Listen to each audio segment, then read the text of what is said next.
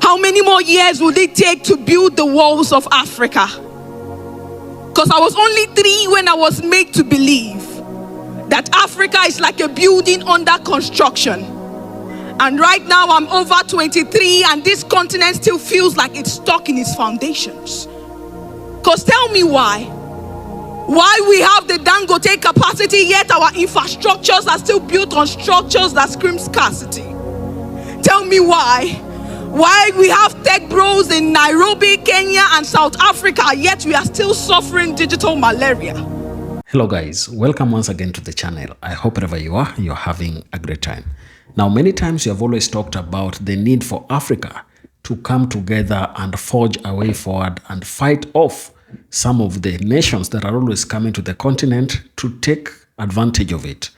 I came across this clip that I want to share with you. It's a clip of a lady speaking up against oppression from Western nations. And this clip is quite revolutionary. She made her point, and I think we have to appreciate some of our African daughters. They're making us proud, and whatever they're doing in the global scale is something that is worth noticing. I want you to watch this clip of her, then I'll be back in the end with my commentary. Let's watch. How many more years would it take to build the walls of Africa?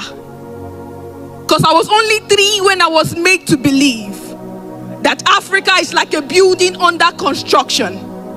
And right now I'm over 23 and this continent still feels like it's stuck in its foundations.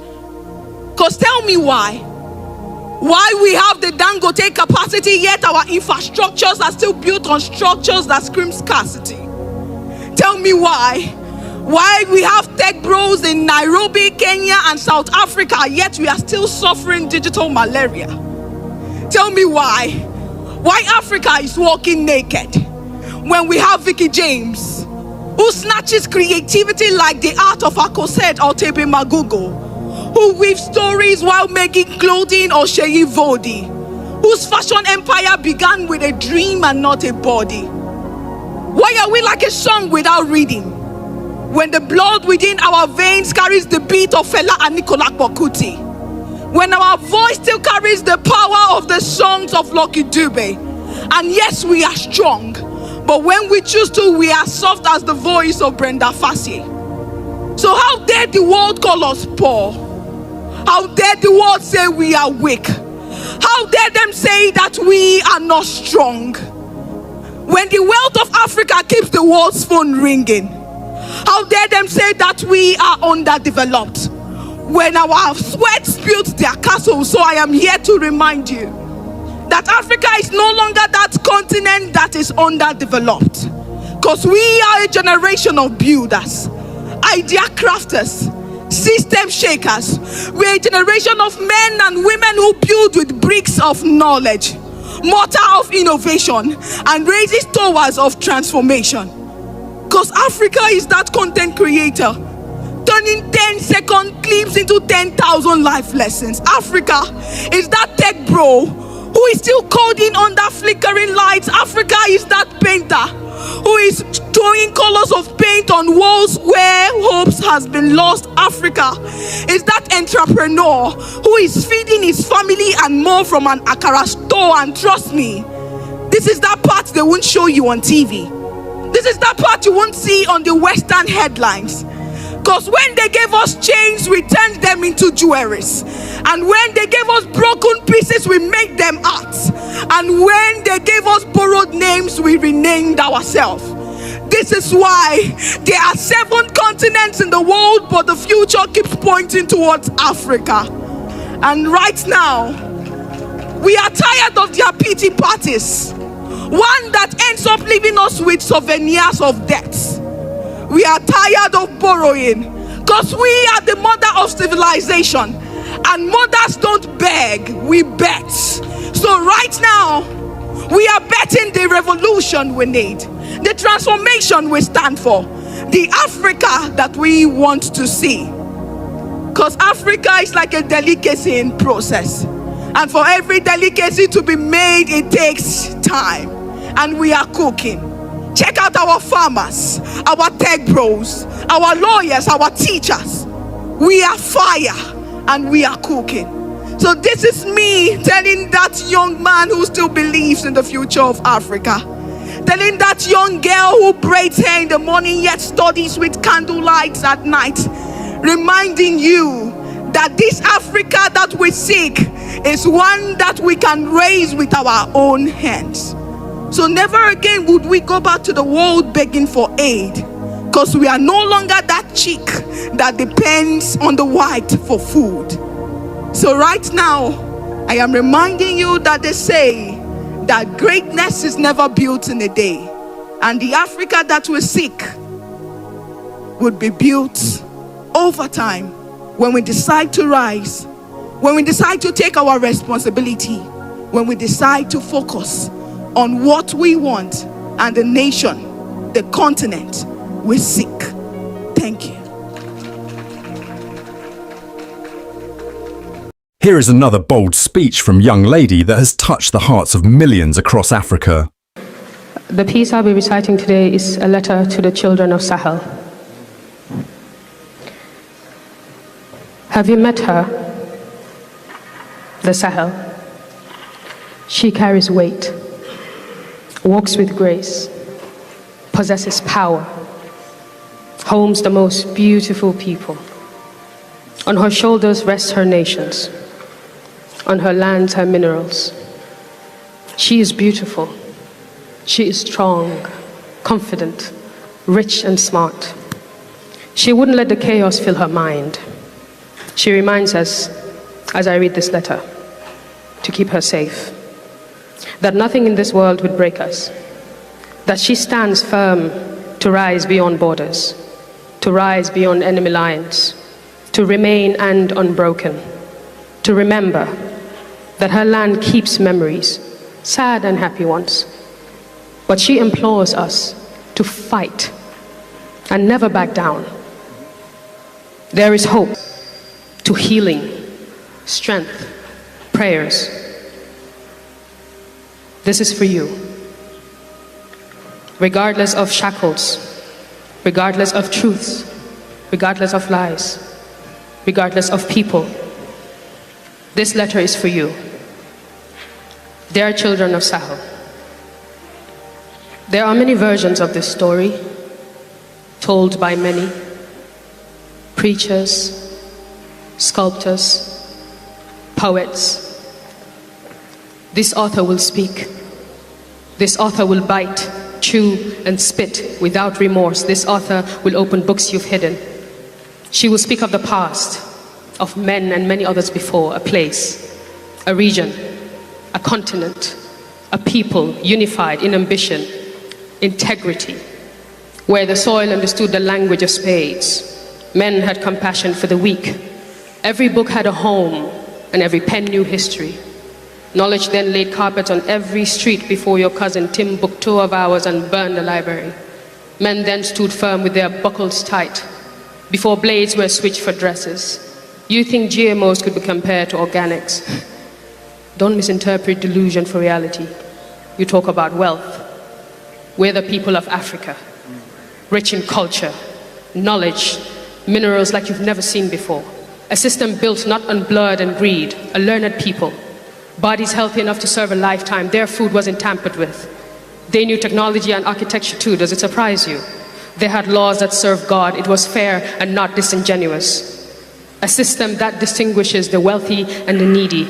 Not one that takes a piece of your mind for a piece of your minds. Not one with an invisible hand to rule. Not one built on fiscal illusion and a hidden economy. This should be a better and different governance. Not one with an order for a new world, a game of chess. Betrayal as a peak element, a great hypocrisy to divide and conquer, and oh, they scramble for our lands. And anyone with a shred of knowledge killed them all, except for traditions and language. Everything was taken from us, including our titles of royalty. Now what happens when you strip a people of their history and patch up a new one? Establish a hollow wood to project a Hollywood story, a perfect indoctrination, introduce human rights right after their genocide, the cover-up. But what is a crown without an honest king? What is a throne without its people? What is vision without reality? What is knowledge without a past? What is advancement without us, without God? What is truth? I'll tell you. Truth is the man executed for being honest. Truth is a child manipulated to believe he's of a different gender. Truth is a man who creates a problem, offers a solution, then seeks for a bonus. Truth is a man who creates a problem.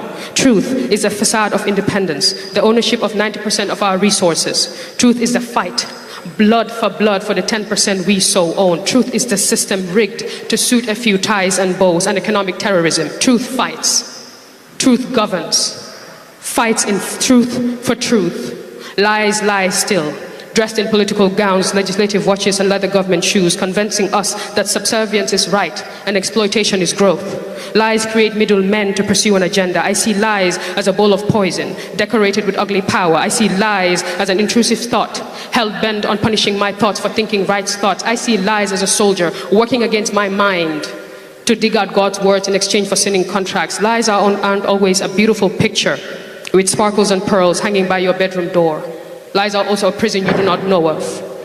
They said our freedom cost too much. Well, they couldn't afford it. They also said they could be our light. Well, how could they possibly protect us when they hide in the dark? These lies. Listen, how much poison do we take until we can't anymore? What stories are we going to choose to tell? What's our narrative? Our path? Do we tend to live in and for the box like democracy, a beautiful sin? We can't speak the same language because my tongue is tied to the bruises of our past. We need an amendment. The shackles of this prison and the foreseen doom of our future. Like a retired body language, I am tired of rooting their rules. How are you going to teach me leadership skills when your pillars are broken? How are you going to teach me rights when you can't right the wrongs? When you right the wrongs? When you right the wrongs? God made us locks impenetrable. He made us shadows to walk on all sides but never against us. Take a look at the mirror and tell me you are not beautiful. Understand you're worth more than pricing. Understand. Tell me God made a mistake. And I swear on my life I will look away walking. I won't try to show you how perfectly fitting our Sahel pieces patch their ceilings. You don't need a traveler's guide. You're a map of beauty and riches. Look closely. Like soldier mannequins, find and fight for your people. Like a man and his skin. Like a man and his kin. Our way of life is preserved. For without purpose, problems punish people possessed through pleasing. Now hear me. Today, we begin with a step, a revolution. This present-day Sahel airs the difference, taking back control of our resources. Wear her like a coat in winter. Have your gold reserves button you up. Tie your suits in your own currency. And as you walk, diplomacy, laws, and treachery will follow like a neatly structured disease. Don't look back. Take ownership and walk. Brush off those dusty loans. Pay it all back. No more strings.